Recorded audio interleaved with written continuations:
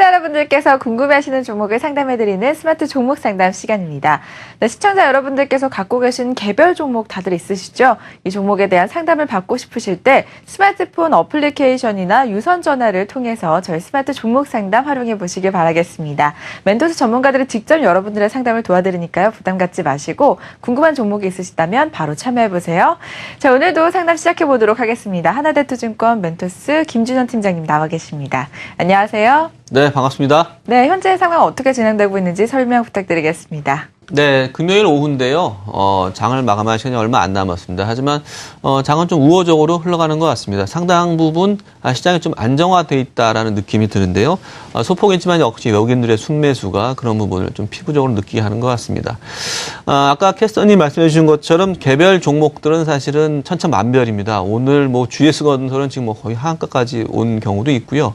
그리고 지금 지수는 좋지만 또 일부 종목들이 아주 어렵게 흘러가는 종목들이 있습니다. 여러분께서 그런 어려운 종목들을 올려주시면은 저희 멘토스 전문가들이 빠르게 상담글을 통해서 올바른 결정할 수 있도록 도와드리도록 하겠습니다.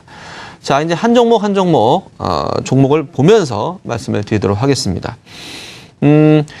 오늘 통신주가 좀 약세인데요. 최근 들어 흐름이 조금 안 좋죠. 뭐 KT는 이미 좀 많이 빠져 있고 오늘 LGU 플러스가 올라와 있는데요.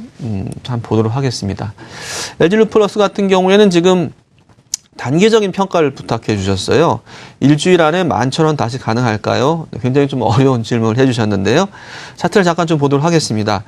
LGU 플러스가 4분기 실적을 좋게 냈죠. 그러면서 오히려 주가가 강하게 갔다가 11,000원을 맞고 떨어졌습니다. 그리고 지금 3일 연속 음봉을 그리고 있는데 잠깐 주가의 흐름 속에서 단기적인 매매 흐름을 역시 수급을 봐야겠죠. 수급을 잠깐 보겠습니다. 외국인들이 계속 팔고 있고요. 기관이 좀 강하게 좀 팔고 있습니다. 특히 오늘 좀 많이 좀 팔고 있는데요.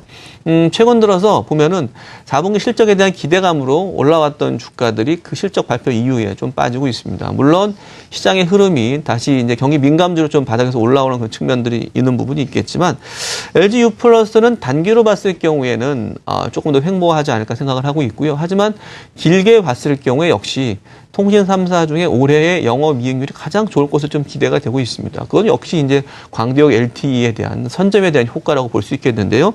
올해 실적들이 뭐 매출은 크게 증가하지 않지만 이익 부분에서 상당 부분 견조한 흐름을 두 자릿수 이상을 낼 수 있다라는 그런 증권사 레포트가 많이 나오고 있죠. 그래서 10,000원을 하회하지 않는다면은 아마 횡보 이후에 다시 한번 추가 상승이 되지 않을까 생각을 하고 있습니다. 그래서 만약에 LG U 플러스를 들고 계신 분이라면 통신주 내에서 여러분 굉장히 좋은 종목 들고 계시다. 그래서 조금 더 들고 가시는 게 어떨까 말씀을 좀 드리겠습니다.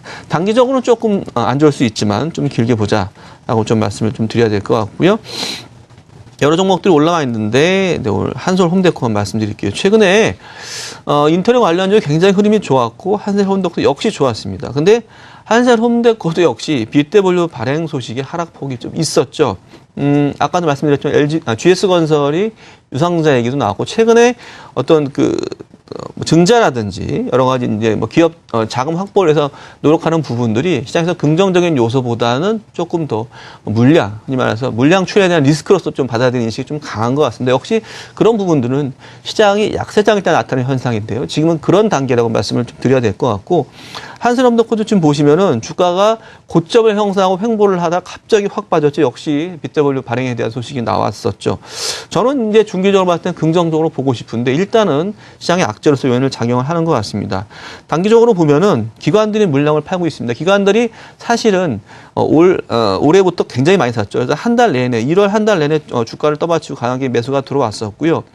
어느 정도 이익 실현 물량에 대한 욕구가 생겼을 때쯤에 그런 공시가 나왔죠. 빗대본료 소식에 대한 부분. 근데 이제 일부 외국인이 받아 안으면서 주가를 방어하고 있지만 역시 주가는 좀 빠지고 있다. 하지만 제가 봤을 경우에는 1월 달 기관 평균 매수 단가가 지금 단가보다 그렇게 높지가 않습니다. 그러니까 결국에 중기로 봤을 경우에 지금 단가는 한솔홈데코를 팔기보다는 빗대본료 발행 이후에 어떤 자금의 유치라든지 이런 부분을 고려했을 경우에는 또 나쁘지 않을 것이다. 특히나 아시겠지만 인테리어 업체들이 빅사이클에 접어들었습니다. 그 뭐냐면 결국에는 이제는 경기가 저성장을 하다 보니까 새로운 아파트를 많이 건설하거나 새로운 어떤 신규 수요를 창출하기보다는 기존의 아파트를 리모델링 한다든지 아니면 이런 것도 또 정책적인 또 보완이 있었죠. 그렇기 때문에 아직은 한세홈데코를 팔기보다는 조금 더 이런 정책 기대감 그리고 얼마 전에 나왔던 4분기 실적도 서프라이즈하게 나왔습니다. 실적이 또 뒷받침되다 보니까 그냥 들고 가시는 게 좀 어떨까 생각을 하고 있고요. 물론 이제 단기적으로 어떤 이런 악재 때문에 수급은 좀 꼬였습니다. 그렇기 때문에 횡보 구간이 있겠지만 이후에는 다시 한번 실적이라든지 정책 모멘텀이 있으니까요. 조금 좀 길게 보자.